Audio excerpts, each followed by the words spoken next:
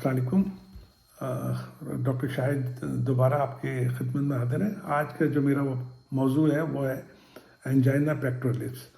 Angina pectoralis भी एक heart की डिजीज़ है कि जो पहले मैंने इसका डिस्कस किया था आपको हार्ट अटैक का। आज हम आपको एंजाइना के बारे में बताएंगे।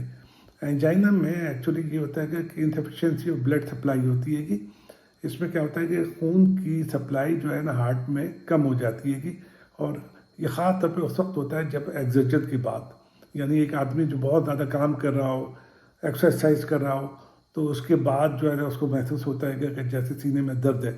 तो उसकी वजह यही है कि खून की सप्लाई जो है वो कम हुई, तो जिसकी वजह से ये एंजाइना का अटैक हुआ। अब क्या क्या होता है कि इसमें क्या रिस्क फैक्टर रहेंगे। रिस्क फैक्टर यही है कि एक तो क्या कहते हैं ओबेसिटी है कि जेनेटिक्स है। जेनेटिक में पहले भी आपको बता चुका हूँ कि चांसेस यही होता है कि जिसको जिसकी फैमिली में कार्डियक की पहले ही प्रॉब्लम हो, और तो उनको चांसेस होता है कि उनकी औलाद में भी ये हो सकता है। मैं ये नहीं कहता 100%, लेकिन चांसेस होते हैं। फिर उसके बाद आपकी स्मोकिंग है, फिर उसके बाद आपका ओवरवेट है, ओवरवेट के बाद फिर आपकी अनहेल्दी डाइट हैगी, फिर कुछ डिजीज रहती है जिसमें कोलेस्ट्रॉल बहुत ज़्यादा बढ़ जाता है। ये सब चीज़ें आएंगी, तो इन चीज़ों को फिर एक्सेसिव अल्कोहल है कि ये सब चीज़ों को जो है ये आपको एहतियात करना पड़ती है कि अब बहुत ही कंडीशन ऐसा होता है जैसे डायबिटिक है। डायबिटिक में अब ये होता है कि कभी कभी ऐसा भी होता है कि दर्द भी नहीं हो, क्योंकि उसकी वजह ये कि ना न्यूरोपैथी की वजह से कभी कभी आदमी दर्द भी महसूस नहीं होता, जबकि एंजाइना का दर्द जो होता है वो हार्ट अटैक के मुकाबले में थोड़ा सा माइल्ड से मॉडरेट होता है। अच्छा, इसका जो दर्द होता है एंजाइना का दर्द जो होता है वो 5 से 20 मिनट तक हो सकता है, और जब रेस्ट होगा तो रेस्ट के बाद ही जो है ना वो दर्द भी कम हो जाएगा। लेकिन और ये कि जब अगर आपके पास दवाई मौजूद हो घर में, तो ये जब ज़ुबान के नीचे आप रखेंगे गोली तो उस वक्त भी इसको फ़र्क पड़ जाता है।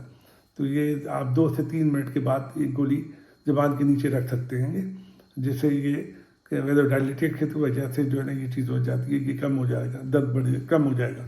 अब क्या करते हैं अब इसमें भी यही है कि जब अगर खुदा न खास्ता किसी को एंजाइना हुआ, तो जाहिर है कि एंजाइना के बाद उसको ये करना पड़ता है कि इसको फर्दर इन्वेस्टिगेशन करानी पड़ती है। कि फर्दर इन्वेस्टिगेशन के लिए डेफिनेटली आप अस्पताल जाएंगे। इमरजेंसी में पहले वो ये होगा कि पहले ईसीजी करेंगे। ईसीजी में चांसेस ये हैं कि हो सकता है नॉर्मल हो जाए, क्योंकि ये एक्सर्शन के बाद होता है। तो ईसीजी में नॉर्मल होने के बाद भी दूसरे टेस्ट कराने चाहिए। उसमें एक कार्डियक एंजाइम है और साथ में फिर इको है, चेस्ट एक्सरे है। अब ये कार्डियक एंजाइम भी नॉर्मल हो सकता है, लेकिन ये कि जो डॉक्टर जिसने आपको देखा है तो उसको पता चल जाएगा कि ये प्रेजेंटेशन जो है वो टिपिकल है या नहीं है। अगर सपोज कर लो कि टिपिकल प्रेजेंटेशन है, तो वो यही चाहेगा कि आपके फर्दर और इन्वेस्टिगेशन हो, जिसमें कुछ टेस्ट ऐसे होते हैं जैसे ईटीटी है, एक्सरसाइज टॉलरेंस टेस्ट है, जिसमें आपको ट्रेडमिल पे जो दौड़ने वाली मशीन होती है उसमें भगाते हैं, और उसके बाद आपका जो टारगेट हार्ट रेट है वो देखा जाता है। उसमें क्या होता है कि जब भगाते हैं तो फिर उसकी हार्ट की धड़कन भी जो है ना वो बढ़नी शुरू होती है, दिल की धड़कन बढ़नी शुरू होती है। तो फिर आपकी डिमांड जो है ना ऑक्सीजन की और खून की सप्लाई बढ़ जाती है, तो उसी वक्त फिर वो दर्द शुरू होता है। और जब मॉनिटर जो लीड्स जो आपके सीने में लगी होती हैं, वो मॉनिटर पे पता चल जाता है कि कहाँ कहाँ चेंजेस है। अगर खुदा ना खाते अगर चेंजेस आनी शुरू हो जाती है, तो डॉक्टर जो है ना वैसे ही वो रोक लेता है। अगर वो नहीं रोकता और ये पूरा आप कर लेते हैं और टारगेट हार्ट रेट अचीव कर लेते हैं और कुछ नहीं है तो होता, तो इसका मतलब ये कि चांसेस नहीं है कि आपको खुदा ना खाते कोई एंजाइना की प्रॉब्लम है। अब इसके अलावा और भी दूसरे टेस्ट होते हैं, जैसे एंजियोग्राफी है। मैं एंजियोग्राफी के बाद एंजियोग्राम है और बाकी और भी टेस्ट होंगे, लेकिन ये कि मैं उन पर ज़्यादा डिस्कस करने नहीं चाह रहा। मैं बेसिक चीज़ें आपको बता रहा हूँ कि क्या करना चाहिए। अब सपोज कर लेंगे खुदा ना खास्ता अगर आपको किसी को एंजाइना है और ये आपने सब टेस्ट करा लिए, तो इसके अलावा ये है कि आपको एहतियात भी करनी पड़ेगी।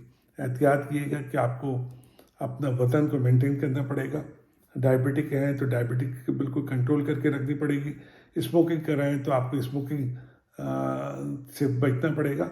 साथ में ये कि एंजाइना के चांसेस होते हैं कि क्या कहते हैं सर्दियों में, तो सर्दियों में ये कोशिश करें कि सर्दियों में ऐसा अपने आप को ऐसा महफूज करके जाएं कि जिससे आपको ज़्यादा सर्दी ना महसूस हो।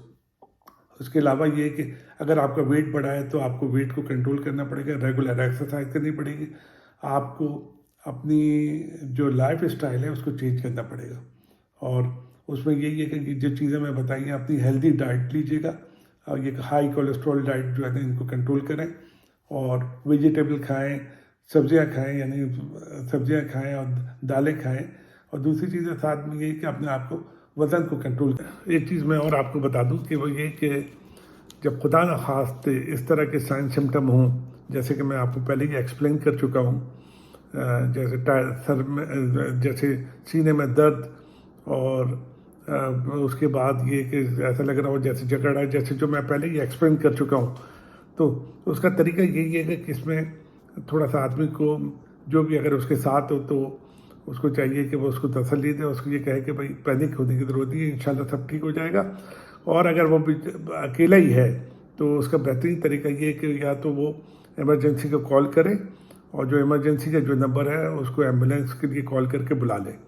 दूसरा ये कि अगर उसके पास मेडिसिन पड़ी है एंजासिड की, एंजासिड जो होती है वो 0.5 मिलीग्राम की होती है, ये वो सब लिंगुअली जो है वो ज़ुबान के नीचे रखी जाती है और एवरी 3 मिनट तक जब तक रख सकते हैं ये, जब तक कि या तो उसका सीने का दर्द रिलीव हो जाए या ये कि खुदा न खास्ता अगर उसके कोई साइड इफ़ेक्ट हो, जैसे कि सर का दर्द या ये कि इसमें कभी कभी ब्लड प्रेशर भी कम हो जाता है, तो उस वक्त तक रखें। साथ में अगर आपके पास नाइट्रोडर्म पैच पड़ा हुआ है, नाइट्रोग्लिसरीन पैच, नाइट्रोग्लिसरीन होती है उसमें, और अगर वो पड़ा हुआ है तो ये आप अपने सीने में लेफ़्ट साइड पे चिपका सकते हैं। उससे ये होता है कि नाइट्रोग्लिसरीन जो है वो स्लोली जो है वो रिलीज़ होती है, और जब वो रिलीज़ होके जब ब्लड में जाती है तो फिर ये कहती है वो वेज़ो डायलिटेशन करती है, उससे भी जो है वो दर्द ठीक होता है। तो ये नाइट्रोग्लिसरीन पैच जो होते हैं ये 12 घंटे तक लगाते हैं, लेकिन ये कि ये तो घर का आएगा। बाकी का ट्रीटमेंट जो मैं आपको बता चुका हूँ कि वो जो हॉस्पिटल में होता है वो वैसे ही है जो मैं पहले एक्सप्लेन कर चुका हूँ, ये सिर्फ मैं घर के लिए दोबारा आपको ये एक्सप्लेन कर रहा हूँ। अपना ख्याल रखिएगा।